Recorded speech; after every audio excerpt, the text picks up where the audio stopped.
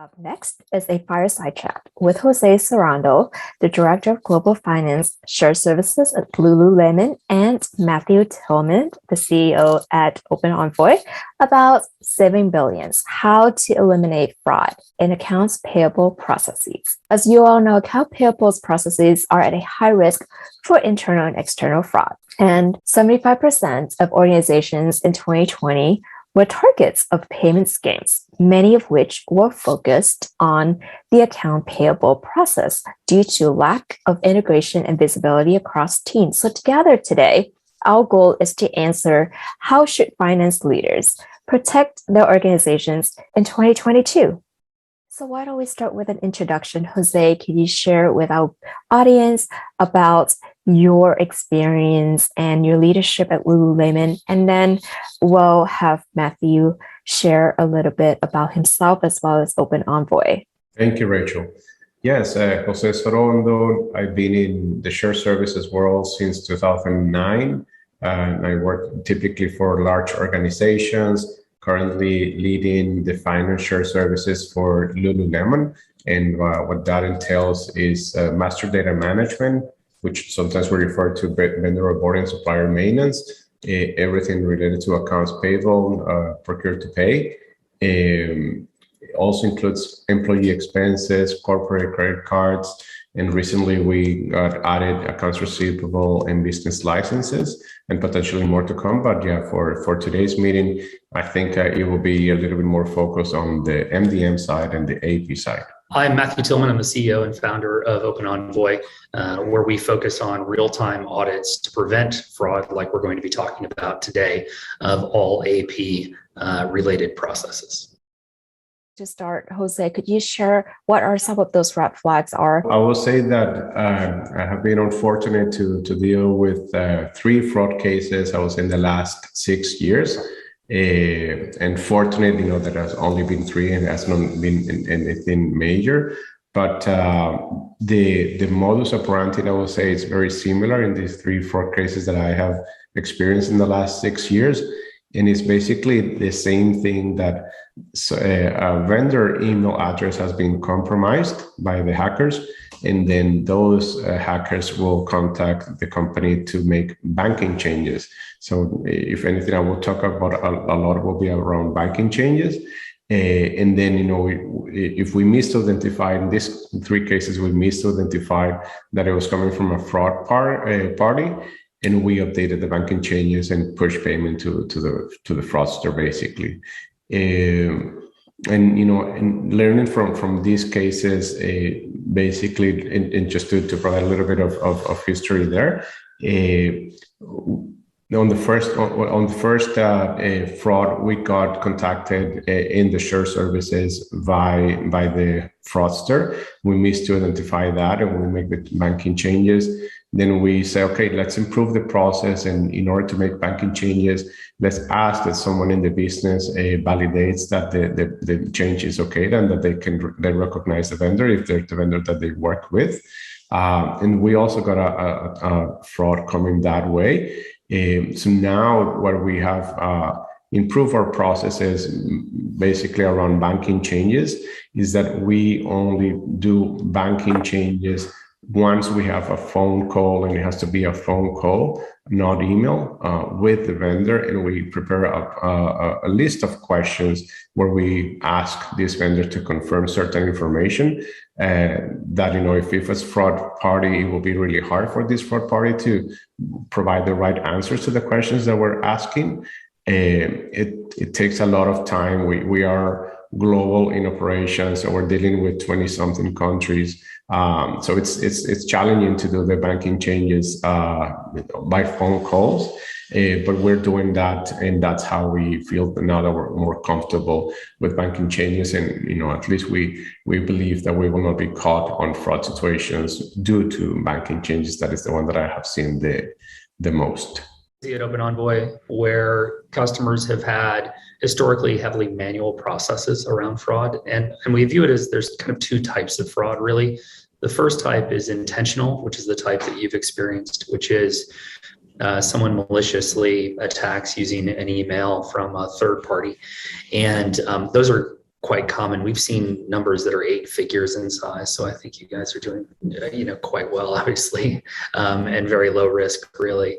But we've seen massive email fraud scams taking place like that as well, especially in lower margin businesses that are high transaction volume. And especially now that we've had kind of 2 years and on and off lockdown, which you have a lot of remote workers, which means the accessibility to being compromised has increased considerably. So we kind of see those two types. I think the way that we've solved it, the first is, it's very expensive to add people to be able to handle every single phone call that you might have to make, especially given units of inventory are so small and you're shipping so frequently. And so that's a lot of phone calls, right? So one of the things that we've done is implemented a system that understands the content, the context of the email, the metadata, the information that's actually attached to the email, and does that in real time to prevent things more than even the intentional fraud, to prevent the unintentional fraud, which is accidental duplicate invoices, cumulative invoices in a single file. We start to see a lot of that type of information, banking information changing within an accurate, true invoice, but not getting updated into the vendor master file just because it's traditionally a manual process, right? And fairly costly if you, not the number of changes that you have to make, but just the amount that you have to spend looking to find out if you have to make a change, because it's not like they notify you properly outside of the invoice as well. So we kind of look at it from a couple of different angles, but usually intentional and unintentional. And then we're very good at predicting and blocking the intentional fraud now, but it's something that we had to develop with our customer partners.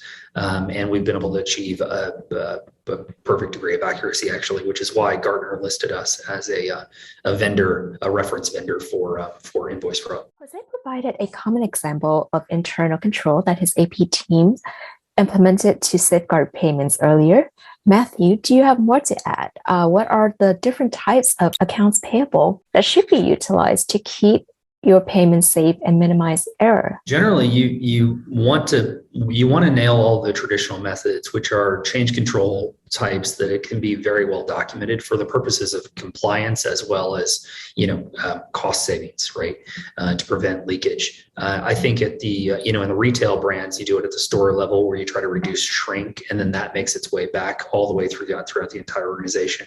So you see things like double approval process on workflow. So before an invoice gets paid, even if it's automated to some degree or it's manually entered and then checked and QA'd. So you start to see what are effectively QA processes at each step in the chain, which is you've received something, so there's a QA process. You've entered something into a back office system, there's a QA process.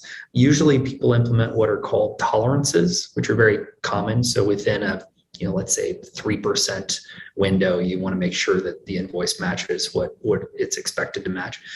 And then you start to see more human approvals where you talk about interdepartment approvals. So something might come into Jose's team, but then also be approved by a third-party department. And all of those are very common.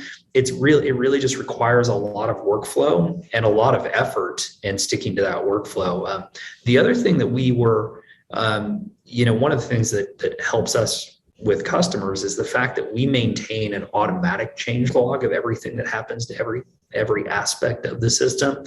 That's really tricky programming usually for a company to take on its own. And so normally they look to third-party providers for that. I wanted to ask this question to help our audience compare their experience to yours, Jose. When you reflect on the fraudulent activities that you had to deal with, how many FTEs did you have to allocate in order to safeguard, fix the problem, and increase security within your AP processes? Yes. So for us, the additional enhanced controls resulted in one additional FTE, and this is global.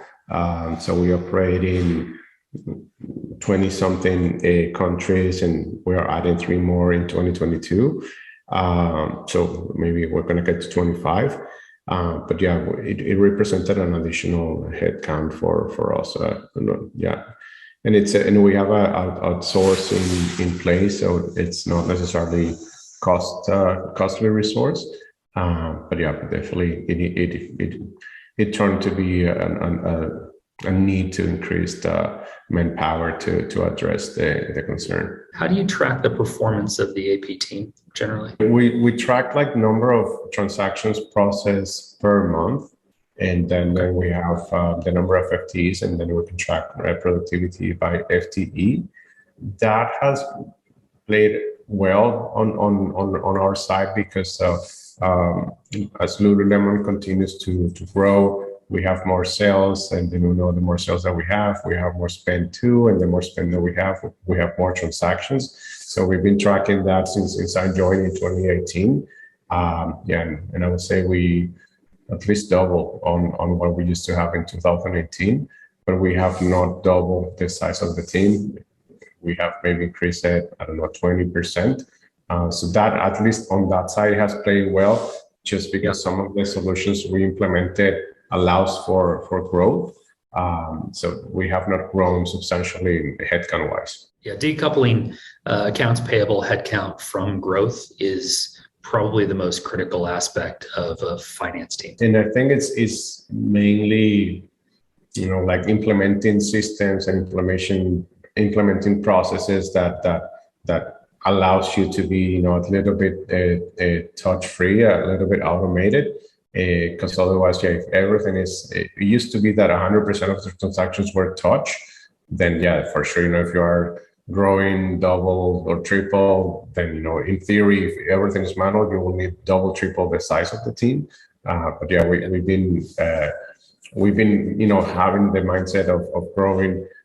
So that has helped in implementing solutions that allow us to continue to grow. Jose, let's talk about how you define real-time invoice auditing and whether or not you have a process in place for this. And then we could have Matthew shared more about the importance of invoice auditing happening in real time. Invoice auditing, that's something that we have in the pipeline for this year. We don't have that yet. So at this point in time, we are doing the audit after the fact and doing recoveries after the fact. We don't have that proactive approach yet. We wanted to, of course, but it has been a matter of when you get into the priority list, budget-wise and resources-wise, integration-wise with our ERP. So that's not something that we have at this point in time. My background, I was actually paying teams of people to audit invoices, and so I wanted to find a solution for my own sort of personal needs, which is why we started the company. And my co-founder and I, we'd both been in a business which is very demanding in terms of invoice complexity. And the thing that we found is only 27% of the world's invoices are audited. And kind of the reason for that is a two-way match is fairly streamlined out of the box in SAP. It requires a lot of manual entry, but once it's into the system, math takes over, right? It compares purchase orders to invoices. Three-way matches, roughly similar. I think the thing that gets complicated is now that the transaction volume has grown so substantially, especially in the consumer, retail space. That was like a lot of shipments now for you guys. You start to find that without a real-time solution, you run into problems where your data is old. Your data goes stale very quickly. Subsequently, you end up in a situation where you have clawbacks. And so ideally, what I wanted at least was a solution that prevented me overspending in the first place, removed any sort of duplications and fraud up front, and then on the back end, ensured that every line item is correct, currency for conversions were correct, the customs clearance information was correct, the bill of goods received matched the expected purchase order. But we took it one step further, and we actually do real-time contractual compliance as well. So we take the downstream information of the goods that were acquired into inventory, and we match that with the upstream contract, whether it be with the parcel delivery service, the air freight service, the shipping line, whatever it may be upstream, with those contracts, but also for manufacturing BOMs as well. So if you're in that particular space, you get that sort of estimation up front, then you need to match it with something. So we've really gone deep on supply chain audit because it is so variable, it's so difficult, no one likes doing it. so few companies actually even do more than spot check on it right now, just because it is so expensive. And we found that, to go back to our earlier point, you had to ramp the team linearly with goods if you needed to get into those variable costs like media spend, especially, and freight spend. Those two sort of supply chain and media are very similar in terms of complexity of invoices. So we focused on how fast can we do it? So the industry average, I think, is, for two-way and three-way matches, something like 20,000 invoices per AP headcount per year. That's roughly the industry math. And so we were able to 10x that. So we do a little over 200,000 invoices per FTE per year with our platform, which basically people who are thinking, oh, then that means it gets rid of AP teams. Not really. It turns out the AP teams were just working far more hours than they probably should have been at most locations, most companies. And they were doing things that weren't at all what they were hired for. So they can finally go back to doing more of the value add work that they were actually hired for. And then you don't have to worry about statement matching or invoice matching or things of that nature. You know that fully complied with contract, fully matched, okay to pay, connection to the payment system, and then it was paid appropriately as well. And you can see that 100% match clear through. But it was obviously very difficult to do. And so we work primarily with large enterprises because of the volumes and because the ROI they're looking to achieve. I always say, expect a 10x ROI or don't take on the project. So very clearly, like we go into a company and it's 10x ROI, or we wouldn't even recommend that they switch to us from manual labor. Yeah. So it looks like, Matthew, the solution, your solution, includes a little bit of contract management too. It does, yeah. We take any contract in actually any format. So rate card style format, if you've seen those, versus the standard templated contracts with statements of work, et cetera. And we import all that information first, and we can do these, by the way, in like minutes for those imports. For those free-form documents, we digitize all that data, and then that's how we connect it to the rest of the pipeline, if you will, for the AP automation portion.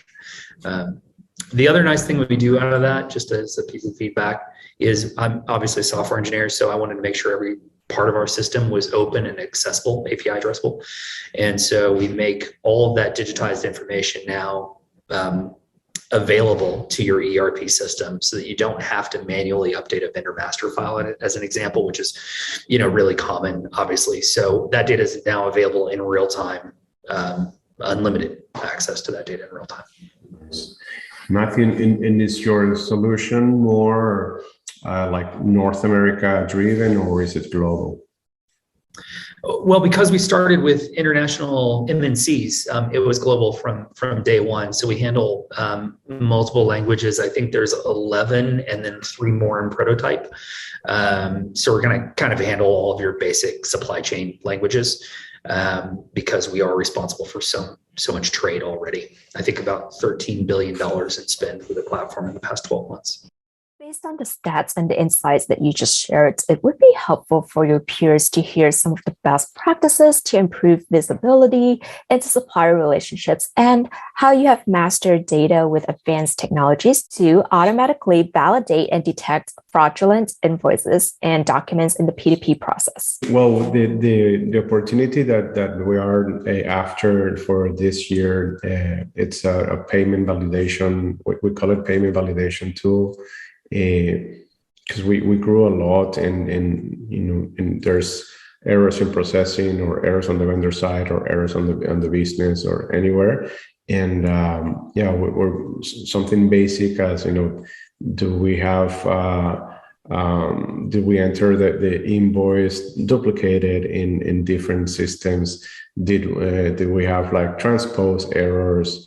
Do we have like a dash A or dash one or basics things that not necessarily will tie to fraud? It will be more errors. But then, yes, like that's something that we have had in the pipeline for the last couple of years, and we're aiming to see if we wrap it up this year. Double click on that a little bit, because I think it's really important to realize for the audience to realize just how complex this type of thing is, right? I mean, nobody has solved 100% of everything in this space when it comes to fraud.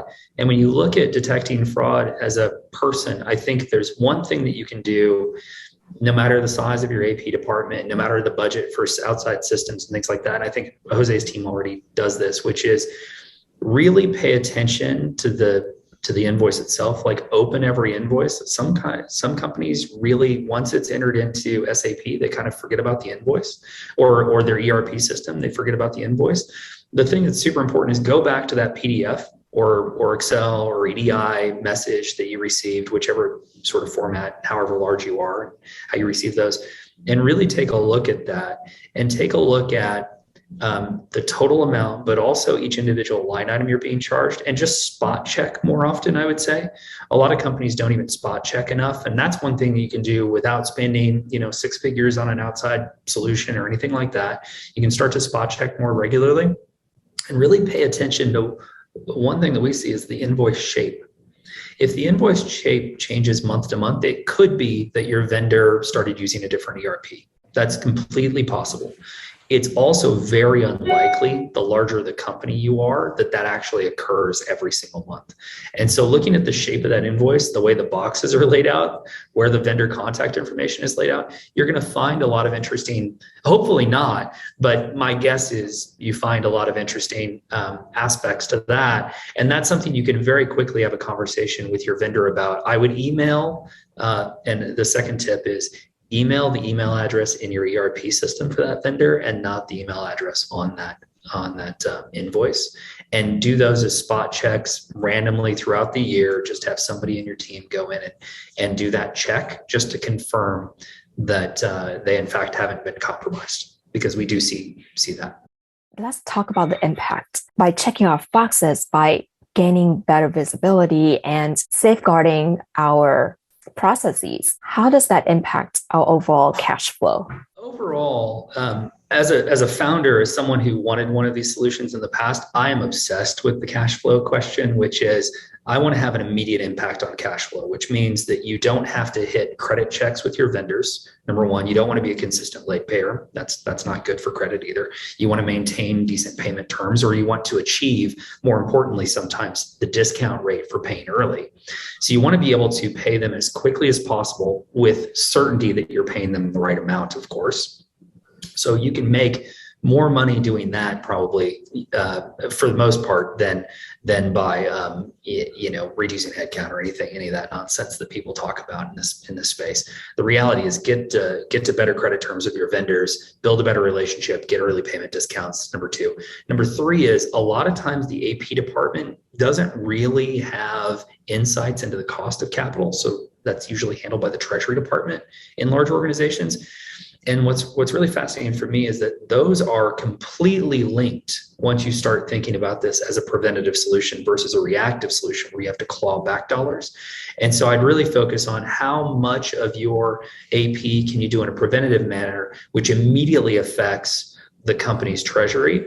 And we like to calculate for our customers their cost of capital and how much of that we're saving them, so that they're not paying daily invoice factoring, they're not paying trade finance fees, OP overages, and things like that. So they're getting the best possible deal both from their banking partners as well as their vendors. Well, thinking about a fraud and more like the one that I was telling in the beginning, hacker base and stuff like that.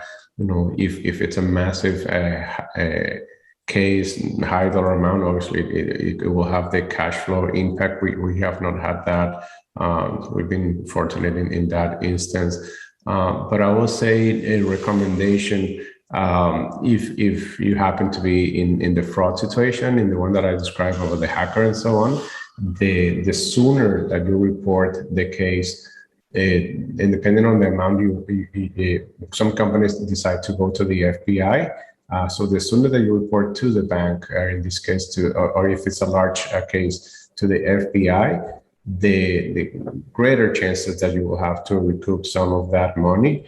In one of the instances, we reached out to the bank right away. It was not a large amount, and they were not able to recoup everything, but they were able to recoup almost like half of it. So it does help, if you do that like very quickly, because then, there's less chances on the fraudster moving the money around. And I have heard from because we try to keep up with these changes in the industry of hacking and fraud and so on. We have heard I have heard in some of those sessions, typically they're organized by the banks, that, not always, but if you report to the FBI like on day one, you increase your chances, and in some instances, they're able to get the full funds back to the organization. Thank you for sharing your wisdom with the group. Before we wrap up our conversations today, is there anything else, any key takeaways that you would like your peers to remember as they reflect on their own journey? So my biggest piece of advice for AP teams or shared services teams that are watching this is to demand a lot more of your vendors in this space. I think it's an older category, fraud detection, AP automation. And so we traditionally see people having expectations of, systems that were around 10 years ago. And so I think the biggest piece is to just raise your bar for what is adequate. You should be seeing, 5-minute three-way matches, not 24-hour three-way matches that they call audits. You should be seeing 72-hour audits, in our particular case, forensic audits versus 30-day forensic audits with that are involve a recovery process. So I think the biggest thing for me, you shouldn't have to use OCR as an example. Shouldn't be required for large enterprises any longer.